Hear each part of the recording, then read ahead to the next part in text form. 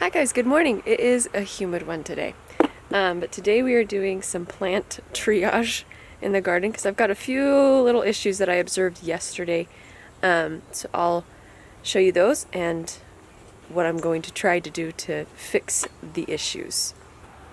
So first off, on my zucchini plants I have all of these holes here, which I'm thinking might be from the cucumber beetles because they have come back. This is what the cucumber beetles have been doing. So I'm wondering if these holes are just, but this plant looks slightly different to me. So I'm figuring out this issue. And I also, on my zucchini and my pumpkins, have this yellow and brown spotting going on.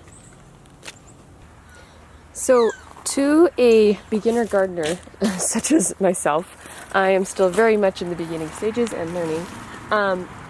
I go and I look up and I try to decide and determine what these signs are. And obviously with plants, if there's an issue with your plant, it turns yellow or brown. It always turns yellow or brown. It doesn't turn pink if it's a fungus or purple if it's a pest. It's yellow or brown. So you have to look at what I've learned is the pattern of the yellowing or brown spots. Like these over here are from bugs. Those are from pests.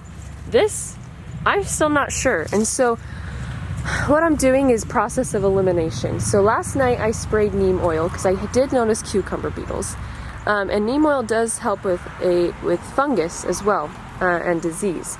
So I did spray neem oil last night. But I've also learned that since fungus and diseases can spread, a lot of times it's just smart to get in there and clip out whatever leaf is affected, and so just get rid of it, and then it'll, if it is a fungus, because I'm not sure, the trained eye takes experience to gain, and I'm still gaining that experience. So right now I'm going to try multiple things and see which one works, but for now I'm going to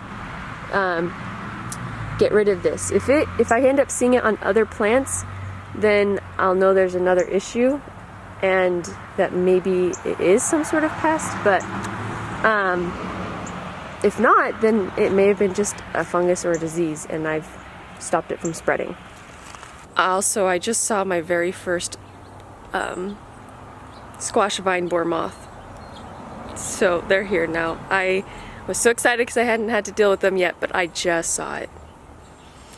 So now I've got another issue to deal with. This is why it's important to come out to your garden every day so you can catch pests and fungus or whatever when it's still a small issue and not a huge issue. So hopefully now that I know I've seen one here, I can I'll be more diligent about looking and seeing if the squash vine borer is affecting any of my plants. The last thing is these yellowing leaves on my watermelon. Ooh, that was a little brittle. So it could be a fungus too. It does have some brown on it, but like I said, everything is yellow and brown when it comes to a problem with your plant. But I'm also seeing yellowing on a lot of other leaves everywhere. And so my thought is that it's a deficiency in something. Again, it takes experience to gain a trained eye, and I am trying to gain that trained eye, and I'm still in the beginning stages of my experience. So what I've also learned is if it is a deficiency, a lot of times you don't have to go and add that product to try to offset the deficiency. More often than not, your plant is deficient because of the amount of water or lack of water that it is receiving. And so because it doesn't have enough water or too much water, its roots are struggling to take in a certain nutrient. I'm going to try watering these watermelons a little bit more and seeing if that helps the issue. If not, then I will be spraying a fungicide and seeing if that helps. I did spray the neem oil, so that could help the issue. If not, then I will take further measures from there. It's just going to take experience. Try one thing, if it doesn't work, try another, and just be patient.